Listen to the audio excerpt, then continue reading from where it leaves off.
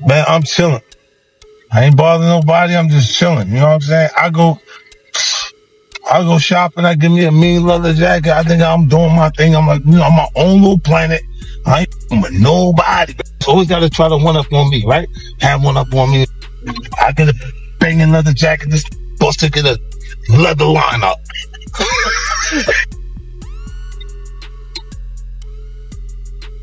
If Busta ever try to phone me, hit you with no delay, so what you saying, yo? Silly with that 9 milli, what the deal, yo? Yeah, I do his shit better than him. He better not play with me. I will and perform Busta Rhymes show.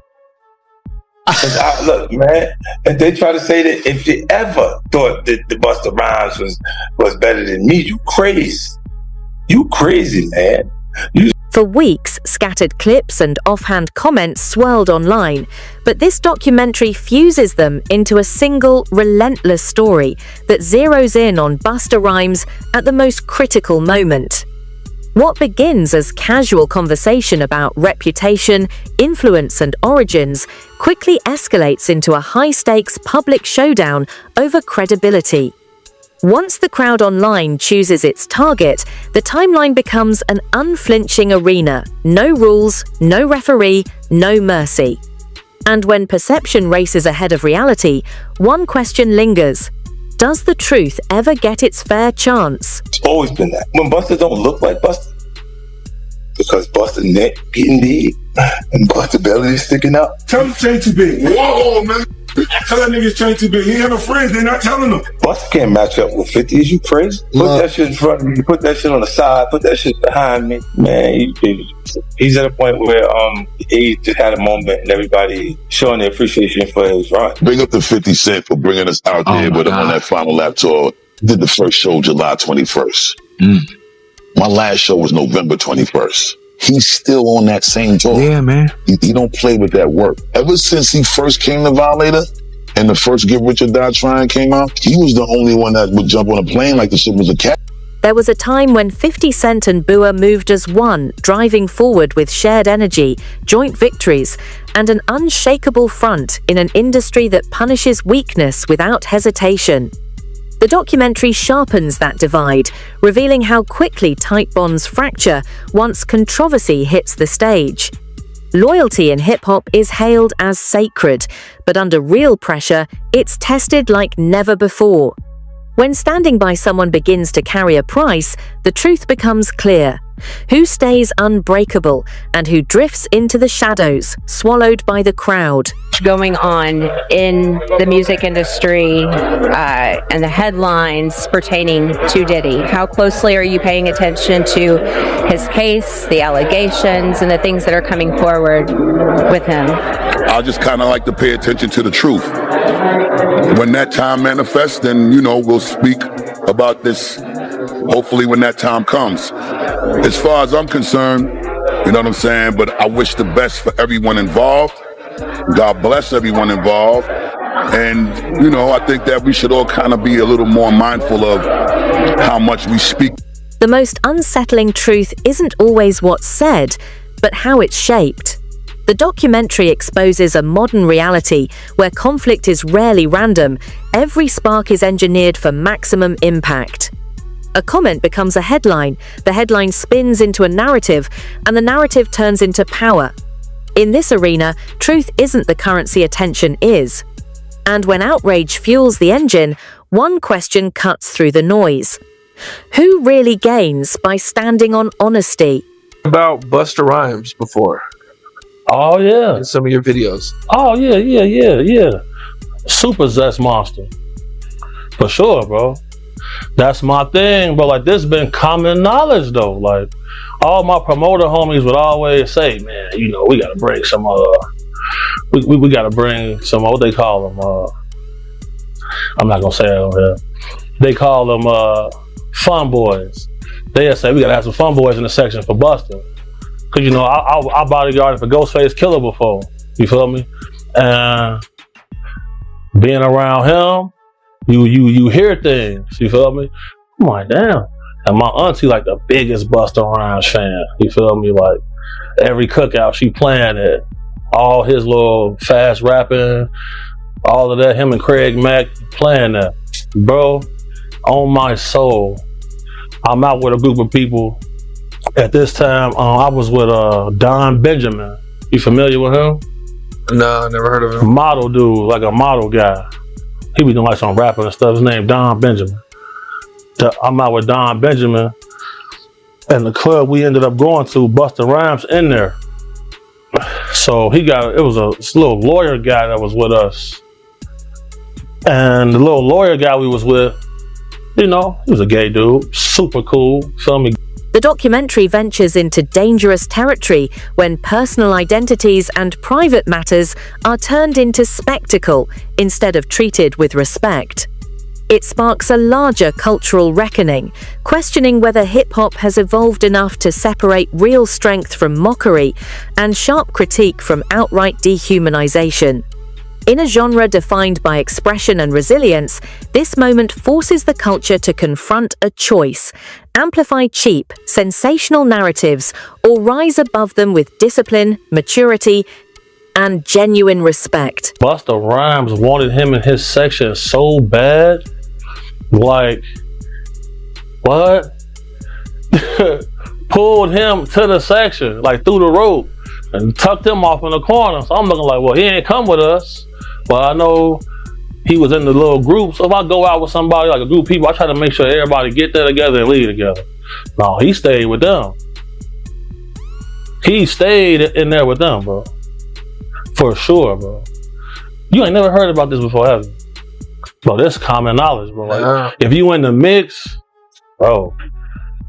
If you in the mix, like I've been in the mix, you know this, bro. How long has it been like this known about Busta Rhymes? Oh, I knew about this like in 2012. I knew about this in 2012. How can we think nobody else speaks up on it or says anything? Because, bro, these people admire these people so much. They want to make sure they in the section, they at the club, they at the video shoot, they can get backstage. That matter most to them. That matters so much to people. It's crazy. Like, but if you notice, like, there's countless videos of Busta Rhymes getting mad at females for just being girls. This girl. The cost isn't just reputational, it's social, because stigma travels farther than facts. And if a joke can ruin a life, was it ever just content? Touched him one time, he go crazy, throw a drink on her and everything. See what I'm saying? Like, what? Why you getting mad at females? You go to these guys, they in the club, go to their section. It's all men in the section. That ain't weird to nobody. I'm going to the bar, sorry. Text me if it get dangerous. But there's all this club security in here, like nothing's finna happen. Nobody wanna kill you guys, bro. Like when I get jobs from people who really got a threat on their life, I move way different. Nobody wants to kill these entertainers like that, bro. Like when I do my threat assessment, there's never an immediate threat or danger. It's never a situation that they're gonna tell me, oh, this person wants to murder me, or this person wants to bring harm on me. It's never like that. Them type of people be normal guys. So I hear somebody say, oh, he's cute, I want him. So when I heard that, I turned around like, man, did he just say that? Man, you got all this jewelry to attract some men in here? You wild. Shocked me. But sure enough. And that was the guy that Busta Rhymes pulled back? He pulled him into the section. And then they walled him off like this man. I'm like, damn. And that little dude was so happy. He couldn't believe that. He was shocked. But man, you ask, bro, anybody that's in the mix, bro, like bro. Most of these dudes, bro, putting on a major act. They don't want to be themselves. That's crazy. They'll get mad at you for buying bottles of champagne to get the girls. They'll get mad, oh, we don't want these bottle rats in our section. What are we here for? Why are y'all here then? What are y'all here for? Just because y'all got booked to be here, okay, but sometimes they not booked. They just in there. So, and what they looking for, it ain't gonna be what you thinking of on God. Scene. The impact runs deeper than reputation.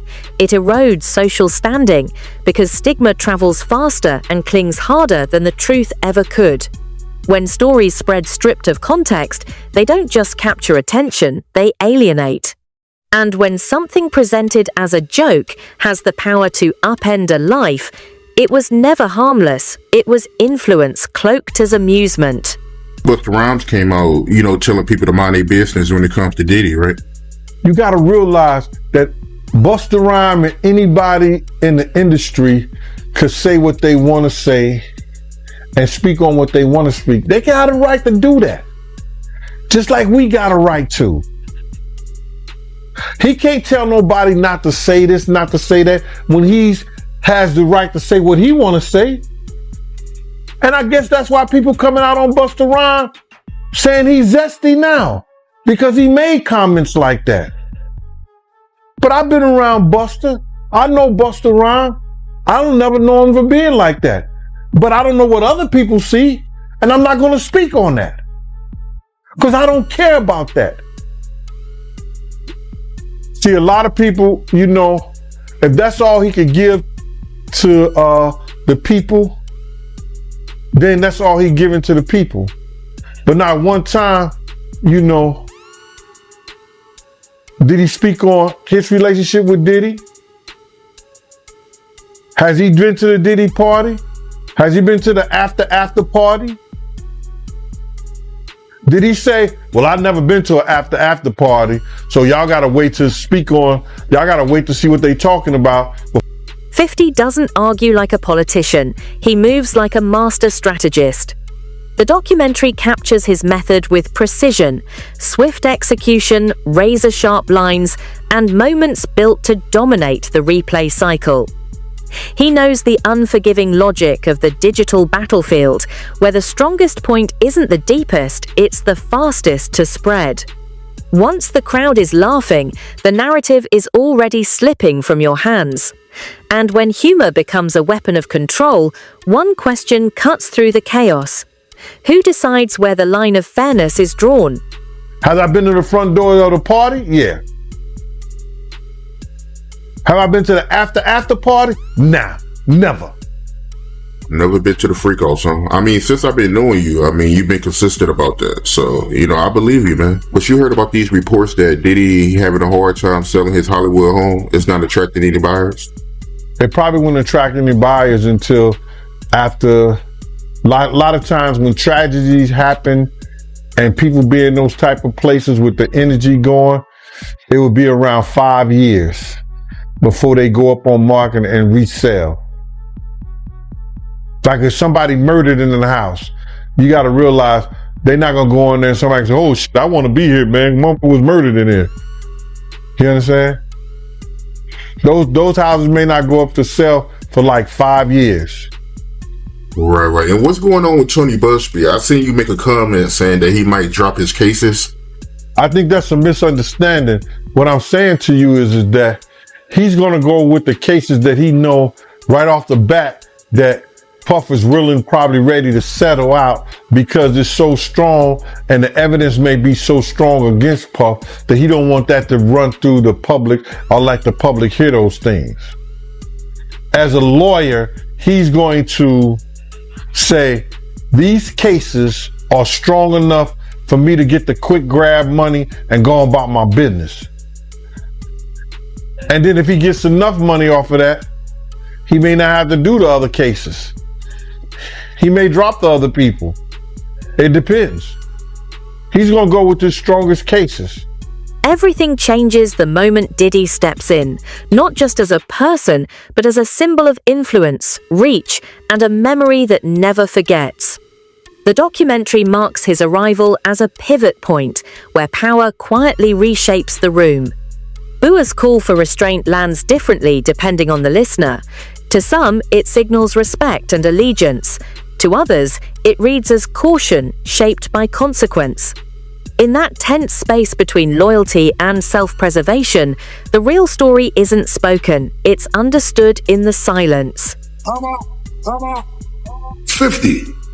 You know good and well that I woke up to this bullshit you done started this morning, and I was the one that was leaving everybody alone. So what you doing is giving niggas false narratives, homie.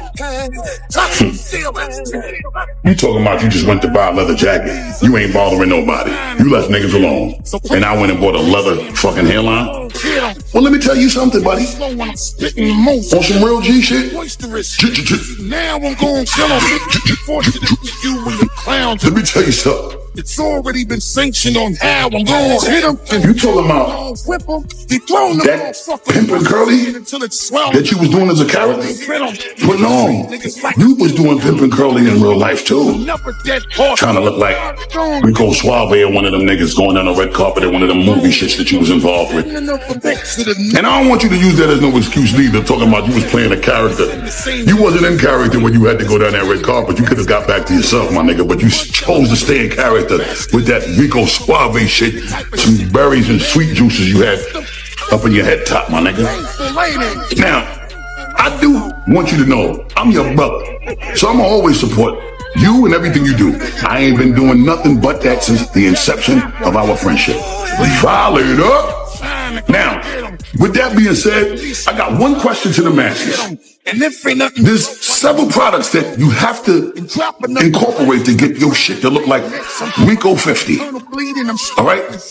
Fuck Rico Suave. We talking about Rico 50. Let's see which one of the products that he used to get to looking like Rico 50. Was it this? Or was it this? Or was it this? Matter of fact, I think the real question is, did he blend all three of these shits to look like this? Chill. I got a grand prize for anyone that jumps in the comments, any consumer around the world that used to also use these products to help identify, doing a forensic deep dive and a research and a data analytics on those products to help us understand, was it a combined effort of all three, or was it a combined effort of two, or was it just one of them to get you to look like Rico 50? Come on. Now, with that being said, if you guess right what the blend was chemically for that motherfucking berry juice look for Rico 50, you might win the grand prize. Until then, just know, the blessings don't stop. So we gonna just keep this shit going as long as we need to. Because if the blessings don't stop, I don't motherfucking stop. And we don't stop. Dragon season, bitches. Yeah. The documentary never hands out judgment, but it forces viewers to face a troubling pattern: how often high-profile circles protect their own, openly or in the shadows. When controversy spirals beyond control, reactions speak louder than words. Is holding your ground an act of loyalty, a show of courage, or just a calculated move to survive? What's up, bro? Back again. Yes, sir. Man, how you doing? I'm good. I had fun Saturday. It was amazing. I can't remember anything, but it was amazing. I appreciate you for allowing me to sit back with you for a second time, for the second interview, the second, you guys say. Yeah, bro. Okay, that's what's up. Yeah. Well, what's going on with you? Okay, so I just got this opportunity, Orlando's World, from what I understand. We're supposed to be doing some cool things. That was an opportunity given to me from you and Flossie. Definitely feel like it's a opportunity to do a 6-month situation before we do the Orlando Brown show, because a lot of people don't want me to do the show per se. There is a Hollywood couch that I have not been on. There is a Hollywood couch that a lot of people spin on and look forward to. Me personally, I haven't been looking forward to do that, but I'm definitely looking forward to do Orlando's World, the Orlando Brown show, after we see how I handle the podcast. So we're doing a podcast. You're gonna have your own podcast on Cam Capone News. Me, you, Flossie, What can people expect? Well, it's the mind of the producers that invited themselves into my life. Floss, got you. You guys have given me some great ideas. What about you and Tekashi 6ix9ine going paintballing? What about you and Jamie Foxx just you know what I'm saying, just going doing whatever, just wine tasting or something. It's just it's a podcast, from what I understand, that will change the dynamic of podcasting, because everybody's sitting in their homes and they're getting an astronomical amount of Burger King money. If you work at Burger King, you can make this money sitting in your house if you have the right amount of material, or you have the right person sitting in front of your camera. So you can, anytime that person does well, you do well. Anytime you make some money, they make some money, but you make more. It's just a different situation. The documentary zeroes in on the exact moment humor turns uneasy, when spectacle gives way to scrutiny. The instant a crack appears, the conversation shifts into moral territory, and the rules instantly change. Brands, allies, and collaborators start weighing exposure over intent.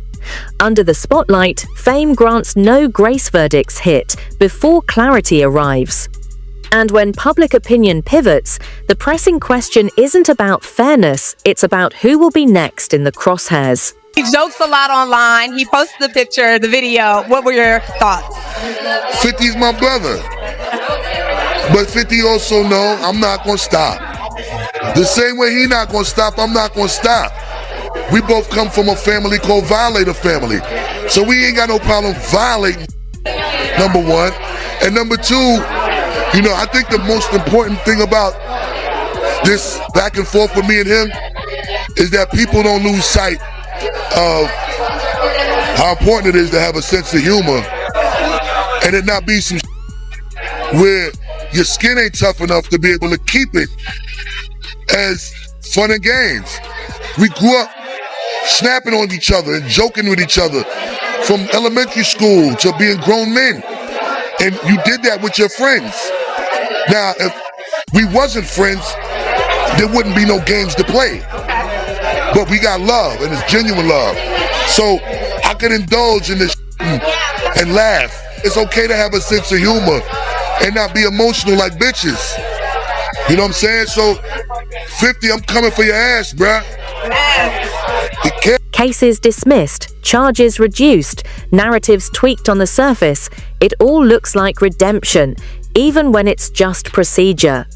The documentary exposes a deeper modern blur, where legal motions are mistaken for final verdicts, and shifting optics are treated as fact.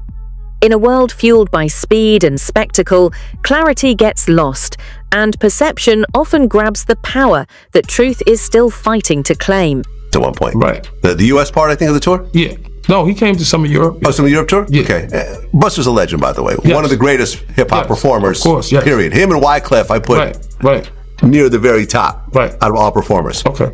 But recently, 50 and Busta were going, having a friendly back and forth. Oh, yeah, they put the picture. Yeah. I've seen, that's...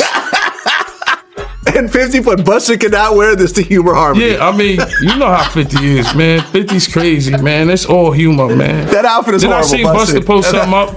But you see, you know, 50's crazy. He could dish what he takes. So you fuck with him on who you think is the 5 people?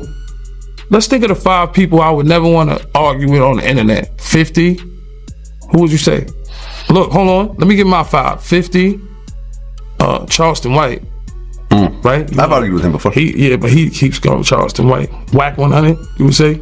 Okay. Who else would you put there? I know 50, Charleston White, Whack 100. Who? Kendrick Lamar. I'm just we talking about Instagram. I mean, Instagram. He's not an IG guy. You love Kendrick right now. You ain't fucking with Drake right now. Come on, we got to be able to go to Kendrick. I'm fucking with Drake. I'm a Drake fan. No, I felt like it was a good battle, man. It was a great battle. Okay, so I see where you're going with this. I'm saying 50, like social media. 50, you don't want to fuck with 50 on there. He'll kill you on the gram. I said